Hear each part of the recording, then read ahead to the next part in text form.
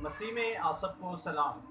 मैं हूं आपका host evangelist Christopher Aamir. Programme आज के सवाल में एक नए सवाल के साथ आपकी खिदमत में हाजिर हुआ हूं। आज हमारे साथ मौजूद हैं पास्टर काशिफ विक्टर। हम पूछेंगे उनसे आज का सवाल और जानेंगे उसका जवाब कलाम मुकद्दस की रोशनी में। जी, हम आपको अपने प्रोग्राम में वेलकम कहते हैं। पास्टर, आज का जो हमारा सवाल है वो ये है कि एक मसीह हकीकी ज़िंदगी किस तरह की होनी चाहिए। बहुत शुक्रिया आपका इस प्रोग्राम में आपने मुझे दावत दी ताकि खुदावंद के कलाम को मैं आपके साथ शेयर कर सकूं। हकीकी मसीह की ज़िंदगी ऐसी होने चाहिए कि जैसी खुदावंद ने हमें बताया।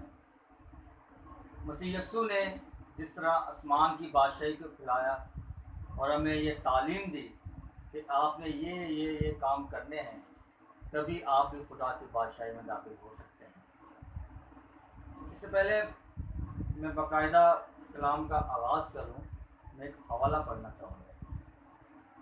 मेरे साथ देखिए, 2 करंथियों उसका 5वां बाब उसकी 17वीं आयत से कलाम में लिखा है, इसलिए अगर कोई मसीह में है तो वो नया मखलूक है, पुरानी चीज़ें जाती रहें, देखो वो नई हो गई। और सब चीज़ें खुदा की तरफ से हैं, जिसने मसीह के वसीला से अपने साथ हमारा मेल मिलाप कर लिया और मेल मिलाप की खिदमत हमारे सुपुर्द की। खुदावंद के ज़िंदा और मुकद्दस कलाम के पढ़े और सुने जाने पर खुदावंद की बरकत हो। तो इसमें हम देखते हैं कि जब बाप से बनी इंसान की दूरी हो गई तो उसने अपना इकलौता बेटा हमारे लिए बख्श दिया, बल्कि सिर्फ हम मसीहों के लिए नहीं बल्कि पूरी दुनिया के लिए, ताकि जो कोई इस पर ईमान लाए हलाक ना हो बल्कि हमेशा की ज़िंदगी पाए। तो हम देखते हैं कि खुदावंद यीशु मसीह ने बाप ने जो उन्हें प्लान दिया था उसे इस दुनिया में बाप की मर्ज़ी के मुताबिक उसको पूरा किया और इंसान को वो रास्ता अख्तियार करने की हिदायत की जिसमें ज़िंदगी है। और हमेशा की ज़िंदगी किसमें है? मसीह यीशु में। क्योंकि वो फरमाता है कि मैं इसलिए आया कि वो ज़िंदगी पाएँ, बल्कि कसरत की ज़िंदगी पाएँ। तो हम देखते हैं हकीकी मसीह वो है जो मेरे और आपके ज़िंदा यीशु मसीह की बातों पर, उसकी तालीम पर अमल करता है, वो हकीकी मसीह है। जैसा कि पिछले प्रोग्राम में मैंने जिक्र किया था कि आजकल मीडिया में, फेसबुक पे और बहुत से ज़राए, टेलीविज़न में जो अपने भी हैं मसीह चैनल, उसमें लोग कुछ ऐसी बातें कर देते हैं जिससे हमारी अंजील मुकद्दस, बाइबल मुकद्दस का कोई ताल्लुक नहीं होता। अब जैसा कि हम गीत गाते हैं कि तू बढ़ता जा मैं कम होता हूँ, लेकिन अक्सर प्रोग्राम में ऐसे देखता हूँ या चर्चेज में ऐसे देखता हूँ लोगों को, वो खुद बढ़ते हैं और मसीह को पीछे करते हैं। हमें चाहिए कि हम अपनी ज़िंदगियों से उसका जलाल ज़ाहिर करें, यीशु मसीह को फ्रंट पे रखें, क्योंकि उसने हमारे लिए इस दुनिया में अपनी जान दी ताकि हम बच सकें। और बदी से किनारा कशी जो रखता है वही हकीकी मसीह है। जो दुनिया को अलग रखता है वही हकीकी मसीह है। इसके साथ ही मैं आपको एक हवाला बताता हूँ। खुदा के ज़िंदा कलाम में से देखेंगे मत्ती की अंजील उसका 6वां बाब उसकी 24वीं आयत।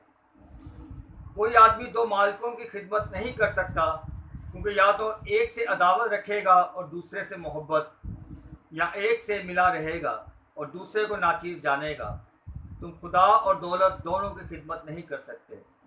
तो मेरे अजीज़ों, इसमें आपने देखा کہ کوئی بھی شخص دو مالکوں کی خدمت نہیں کر سکتا، کیونکہ